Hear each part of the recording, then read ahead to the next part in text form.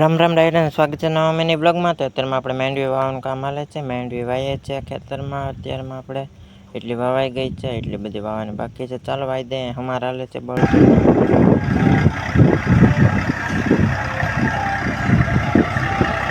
બપોર થઈ ગયો ને માંડવી વાતા હતા. માંડવી વવાઈ ગઈ છે આખા ખેતરમાં. એકવાર અમારે હાલી ગયો છે, બીજી વાર બપોરનો હમાર રાખવાનો છે, બીજી વાર બપોર પછીનો આપણે બીજી વાર હમાર શરૂ કરી દીધું છે આંકવા. અડધો હાલી ગયો છે, એટલો બધો હવે થોડોક રહ્યો છે આંકવાનો.